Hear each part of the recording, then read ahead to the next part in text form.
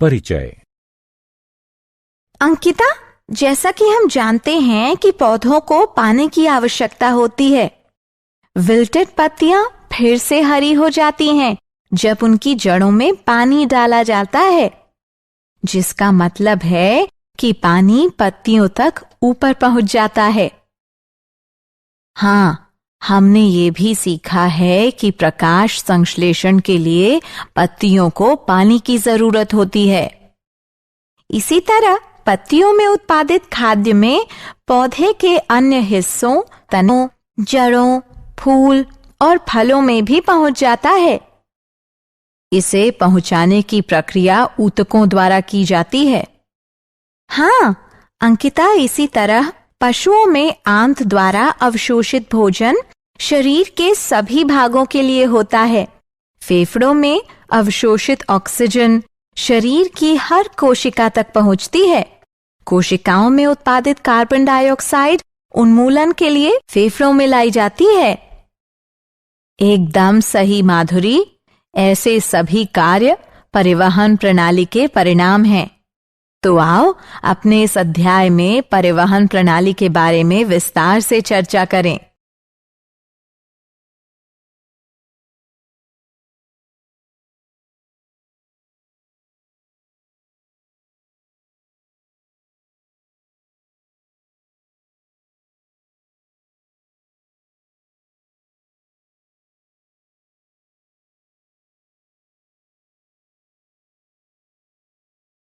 उद्देश्य।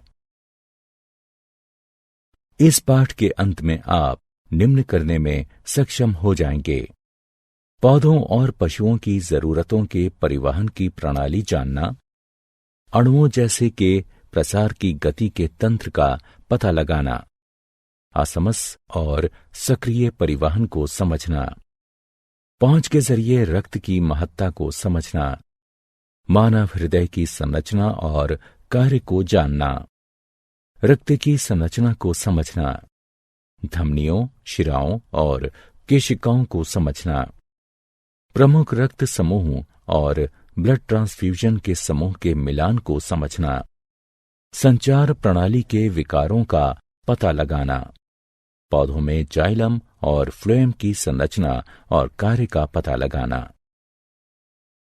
अणुओं की गतियों के लिए तंत्र, अणुओं की गति कोशिका के अंदर या बाहर उसे संक्रमित करती है। कोशिका झिल्ली चुने हुए पदार्थों का पारगम्य है, जिसका अर्थ है कि यह कुछ अणुओं के प्रवेश और निकास की ही अनुमति देता है। अणुओं की गति जगह लेता है प्रसार, असमस और सक्रिय परिवहन। प्रसार कणों या अणुओं की गति है जो एक क्षेत्र से अपनी उच्च एकाग्रता के एक क्षेत्र के लिए कम एकाग्रता को पहुंचाती है।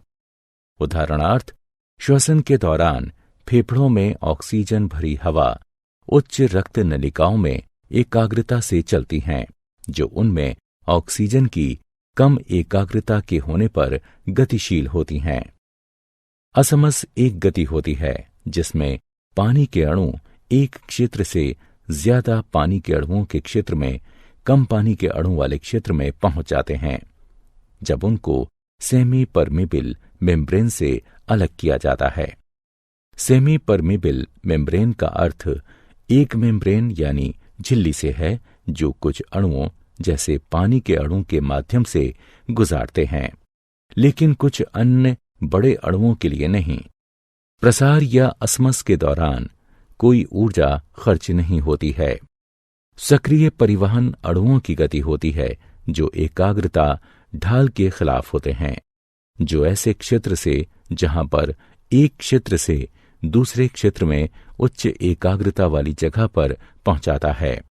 सक्रिय परिवहन में ऊर्जा की आवश्यकता होती है।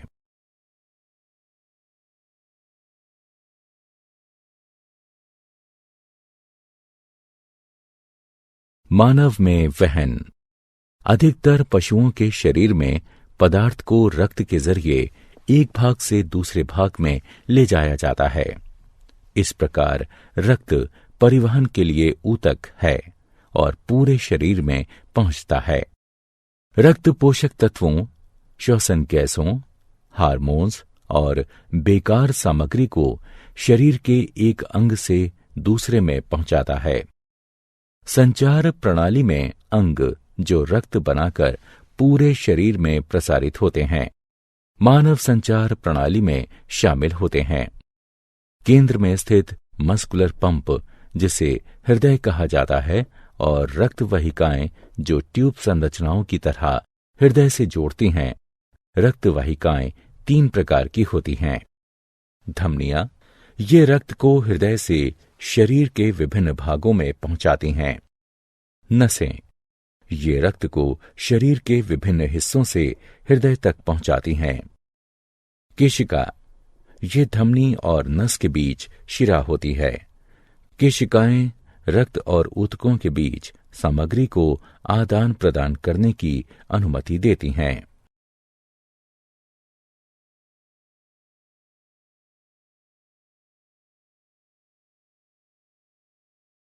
मानव हृदय संरचना।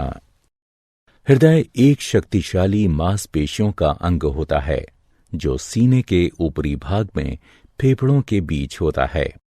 इसमें 4 चैम्बर होते हैं, 2 दाएं और बाएं, एट्रिया, सिंक कोष्ठ, आलिंद भी कहा जाता है इसे, और 2 दाएं और बाएं निलय हैं। हृदय विशेष मांसपेशी कोशिकाओं, जिसे हृदय की मांसपेशी फाइबर भी कहते हैं, जो हमेशा चलती है और बिना आराम किए हमेशा चलती रहती है। संकुचन और विश्राम को 2 धड़कनों के बीच के समय को कहा जाता है, जिसमें वाहिकाएं रक्त को पंप करती हैं। हृदय की धड़कन से शरीर के बाकी सभी अंग उचित तरह से वहन का काम करते हैं। 1 मिनट में सामान्य मानव का हृदय 72 बार धड़कता है। हृदय की धड़कन में असामान्यताओं का पता लगाने के लिए ईसीजी या इलेक्ट्रोकार्डियोग्राफी करवाते हैं।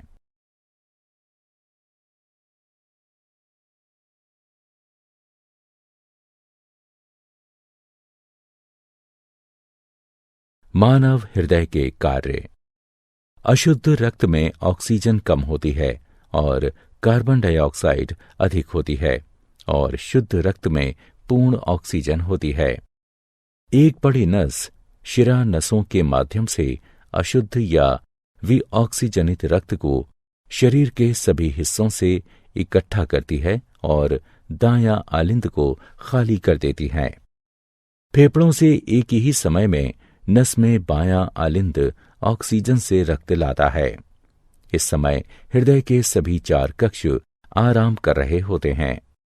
फिर कोष्ठ और अशुद्ध रक्त दायां आलिंद से प्रवेश करते हैं और बायां आलिंद से शुद्ध रक्त बाएं निलय में प्रवेश करता है।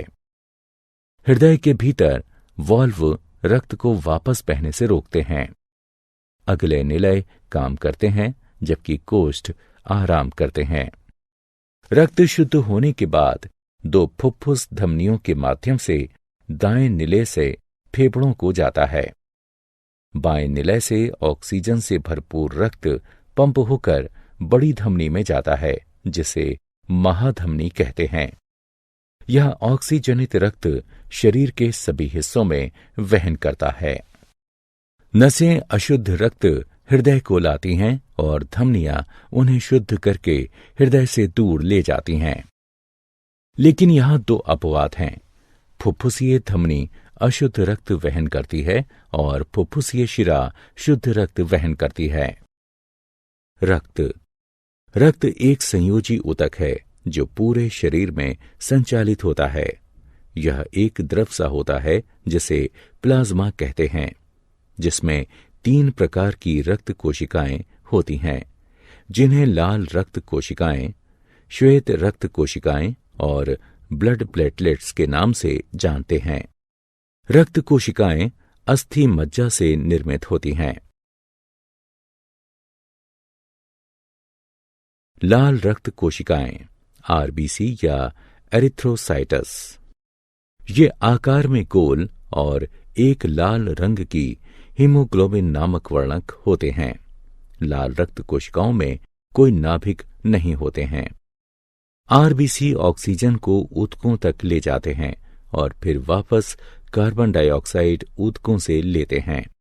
करीब 5 मिलियन mm³ एरिथ्रोसाइटस रक्त परिसंचारी में होते हैं। श्वेत रक्त कोशिकाएं WBC या ल्यूकोसाइटस। चूंकि ये कोई रंग द्रव नहीं ले जाते, इसलिए इन्हें रंगहीन WBC कहते हैं, जो अनियमित आकार के होते हैं।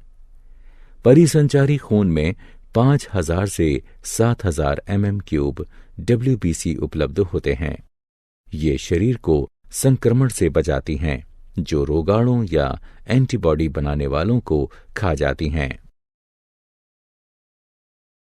ब्लड प्लेटलेट्स यानी थ्रोम्बोसाइटस।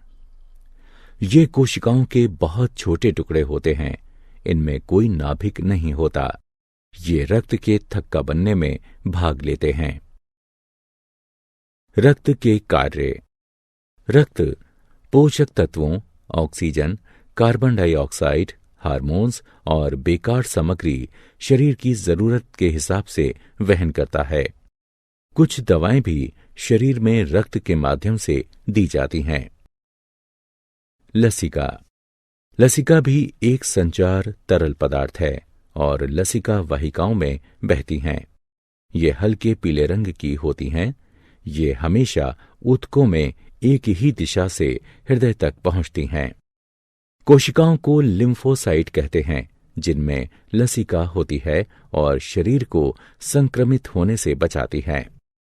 लसिका आंत से शरीर के अन्य भागों में पचा वसा वहन करती है। यह प्रोटीन और तरल पदार्थ को ऊतकों से वापस कर देती हैं। रक्तदाब। रुधिर वाहिकाओं की भित्ति के विरुद्ध जो दाब लगता है, उसे रक्तदाब कहते हैं। यह दाब शिराओं की अपेक्षा धमनियों में बहुत अधिक होता है। धमनी के अंदर रुधिर का दाब निलय संकुचन के दौरान प्रकुंचन यानी संकुचन दाब तथा निलय अनुशिथिलन के दौरान धमनी के अंदर का दाब अनुशिथिलन दाब कहलाता है। सामान्य प्रकुंचन दाब लगभग 120 mmHg यानी पारा तथा अनुशिथिलन दाब लगभग 80 mmHg यानी पारा होता है। रक्तदाब को जिस उपकरण से मापते हैं, उसे रक्तदाब मापी यानी स्फाइगोमोमैनोमीटर कहते हैं। उच्च रक्तदाब को हाइपरटेंशन भी कहते हैं और इसकी वजह से रक्त के प्रवाह में बड़ा अवरोध हो जाता है और रक्त का प्रवाह नहीं हो पाता। इससे एक धमनी और आंतरिक रक्तस्राव का खतरा हो सकता है। संचार प्रणाली से संबंधित विकार। हृदयाघात जैसे अन्य अंगों, हृदय को भी भोजन और ऑक्सीजन की आवश्यकता होती है। जब हृदय को आपूर्ति करने वाली धमनियां मोटी हो जाती हैं या ज्यादा वसायुक्त भोजन की वजह से हृदय की मांसपेशी कोशिकाएं पर्याप्त धड़कन को हासिल नहीं कर पाती, हृदयाघात तब होता है जब ईसीजी असामान्य हो। और इसके उपचार के तरीके हैं। रक्ताल्पता। जब हीमोग्लोबिन स्तर एक दिए गए बिंदु से कम पर आ जाता है, तो उस स्थिति को रक्ताल्पता यानी एनीमिया कहते हैं। इससे व्यक्ति कमजोर हो जाता है और पीला दिखता है, साथ ही सुस्त हो जाता है। आयरन की खुराक लेने से रक्ताल्पता को दूर करने में मदद मिलती है। अधिश्वेत रक्तता। यह एक ब्लड कैंसर है। संकीर्ण हड्डी लाल रक्त कोशिकाओं की कीमत पर अत्यधिक श्वेत रक्त कोशिकाएं बनाती है। उच्च रक्तदाब। इसमें उच्च रक्तदाब की स्थिति होती है, जिससे सिर दर्द, चक्कर आना और थकावट का एहसास होता है। सामान्य रक्तदाब 120/80 होता है। उच्च रक्तदाब चिंता करने से भी होता है।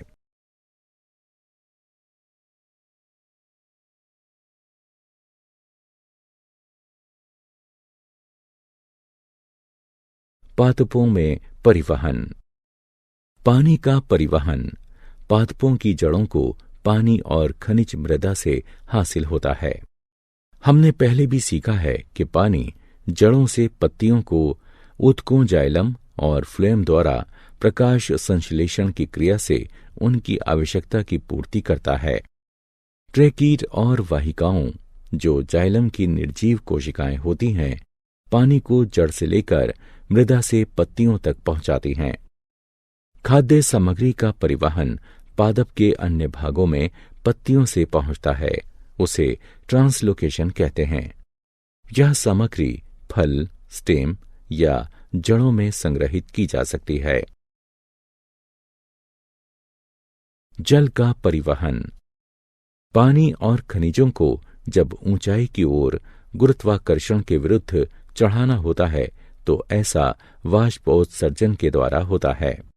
वाष्पोत्सर्जन एक प्रक्रिया है जिसमें पानी वाष्प के रूप में पत्ती की सतह से जाता है, जिसे रंध्र कहते हैं। इससे जल अनवरत गति से जड़ के जाइलम में जाता है और जल के स्तंभ का निर्माण करता है। खाद्य और अन्य पदार्थों का परिवहन। खाद्य सामग्री शुगर्स और पत्तियों में संश्लेषित अन्य खाद्य अणु परिवहन फ्लोएम के माध्यम से पादप के अन्य भागों में पहुंचते हैं। चलनी ट्यूब फ्लोएम की जीवित कोशिकाएं होती हैं जो भोजन का परिवहन करती हैं। क्रियाकलाप। 2 छोटे बर्तन लीजिए जो लगभग एक आकार के हों और दोनों में समान मात्रा की मृदा डालें।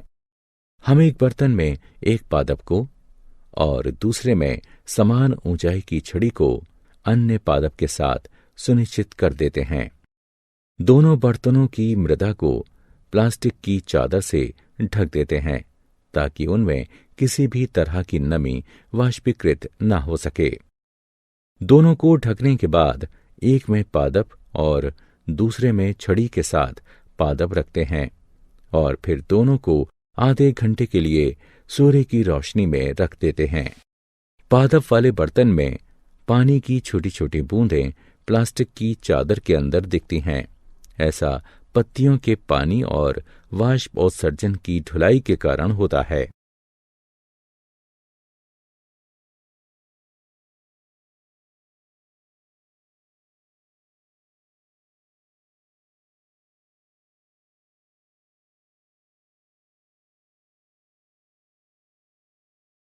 क्या आप जानते हैं हीमोग्लोबिन की मात्रा पुरुष और महिलाओं में भिन्न भिन्न होती है।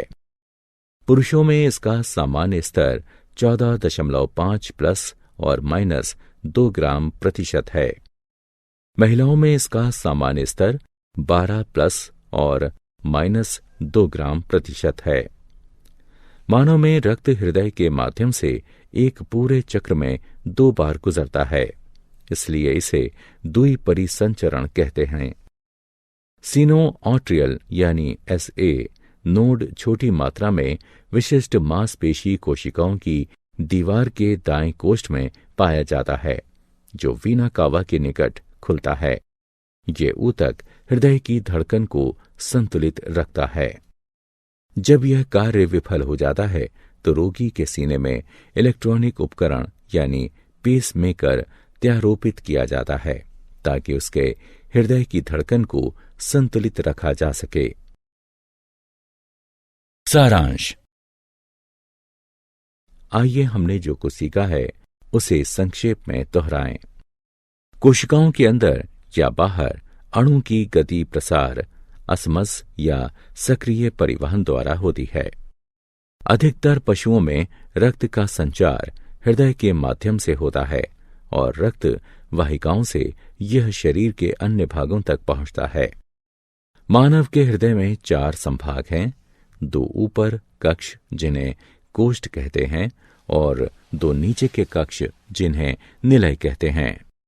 केशिकाएं, धमनी और नस के बीच पतली रक्त वाहिकाएं होती हैं। लसिका प्रणाली लसिका वाहिकाओं से बनी होती हैं, जो रंगहीन द्रव होता है जिसे लसिका प्रवाह कहा जाता है। पादपों में पानी मृदा से अवशोषित होता है और यह जाइलम वाहिकाओं द्वारा पत्तियों एवं अन्य भागों तक पहुंचता है।